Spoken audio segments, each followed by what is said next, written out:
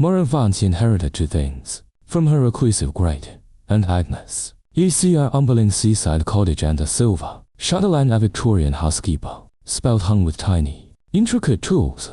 Among them was a bone needle case, carved like a sleeping hare.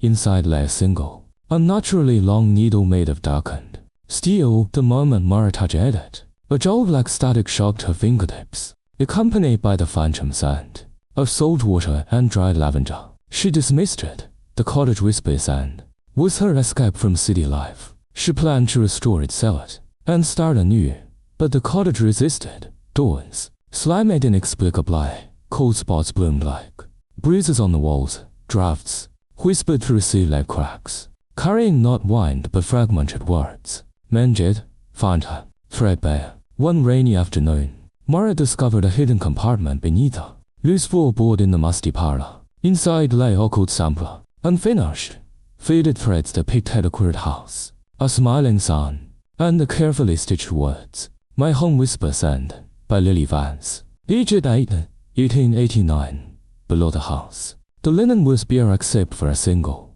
desperate-looking stitch in dark red thread, trailing off into nothingness. Touching its center, wave of profound loneliness through Mara, sharp as the needle's point. That night, Mara woke to find the sampler laid neatly on her bedside table. The bone needle case sat beside it. Open, the dark steel needle was gone. Panic flared. She searched frantically, finding it finally, stuck vertically in the center of her own pillow, precisely where her head had lain. It vibrated faintly, humming a long mournful note. Research revealed Lily Vance, her great-great-aunt, who vanished from Whispers End in 1889. Weeks after starting the sampler, the official story lost at sea while playing on the cliffs. Unofficial whispers spoke of a strict governess, Miss Finch, hired after Lily's mother died. Miss Finch Desby said idle hands and frivolous pursuits, like embroidery. The haunting intensified. Mara found tiny, perfect stitches appearing on objects, uneased. Down on a free curtain edge she hadn't fixed, a miniature embroidered anchor on 80 towel she never owned. Each stitch pulsed with quiet desperation. The cold spots grew colder, lingering near the sampler. The whispers became clearer. Meant the whole ... She tore it. Find the thread. She hit it ... Mara felt an icy pressure on her shoulder. Sometimes, like a small insistent hand, she found Miss Finch's diary hidden behind a loose brick in the kitchen hearth. Its pages were brittle, filled with peerless rigidity and growing frustration. Entries about Lily. Willful ... Was 10 hours on that foolish cloth. Tore her wig in a tantrum. Must learn discipline ... The final entry, dated the day Lily vanished. The child is confined until her spirit is mended. The sea air will cool her temper. A single, coarse dark red thread was pressed between the pages, identical to the lone stitch on the sampler. Mara understood. Lily hadn't fallen, enraged by Miss Finch destroying her sampler. She'd run to the cliffs. Miss Finch, chasing her, had caused the fall. Or worse, Lily's spirit wasn't lost at sea. It was tethered to her unfinished home, the sampler, and the needle that was meant to mend it. Miss Finch's guilt and Lily's terror were woven into the cottage fabric. The needle wasn't just a tool, it was Lily's anchor, her desperate attempt to fix the hole torn in her life, her unfinished home. It sought the missing thread, the truth, and he had to finish the work. The pressure became physical. Bruises, like small fingerprints, appeared on Mara's arms. The dark needle would appear embedded in unsettling places. The arm of her chair, the cover of a book about local shipwrecks. The whispers became a constant, plaintive chorus. Mend it ... Find the red ... She tore it. Make it whole ... The cottage grew colder. The air thick with salt spray and lavender. Even indoors. One evening, Mara saw her reflection in a rain-lashed window, and beside it the faint, translucent image of a small girl in a faded blue dress, her eyes wide with silent pleading, holding out a hand tangled with invisible thread. Mara knew locking the needle away was futile. Lily needed completion, not just the sampler, but justice, acknowledgement.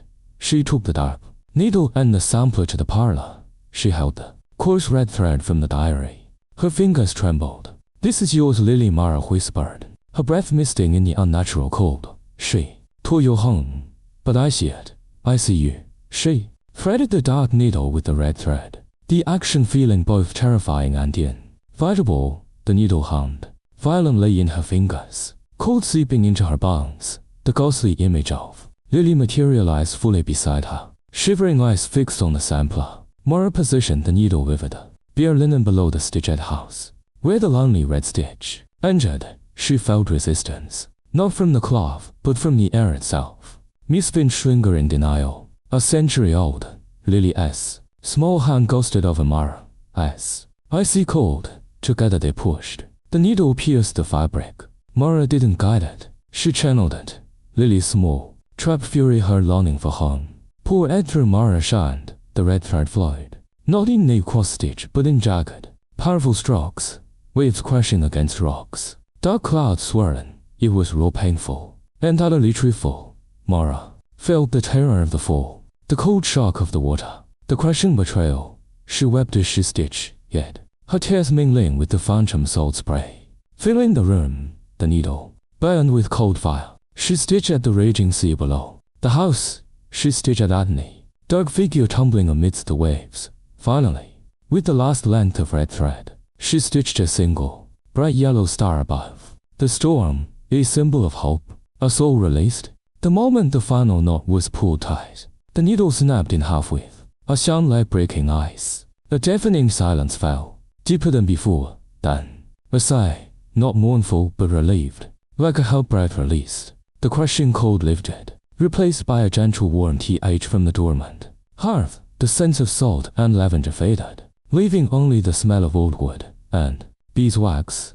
Lily Shaw stood before Mara, no longer translucent, but solid for a fleeting second. She looked at the completed sampler, the sunny house, the raging sea, the fallen figure, the single star. A small, peaceful smile touched her lip. She looked at Mara, nodded once, and then dissolved like sea mist in sunlight.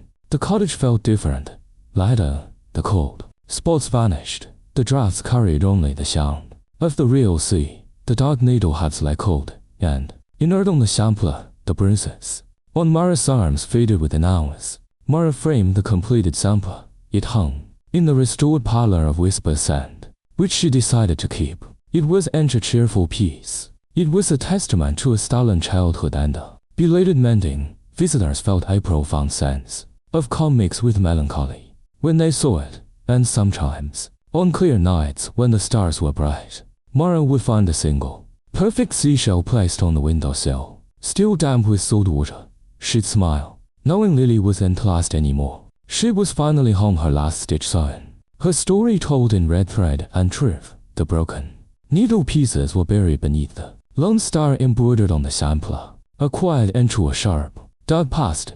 Miss Finch's name was forgotten, buried in unread archives, while Lily's sampler spoke her truth in every enduring stitch.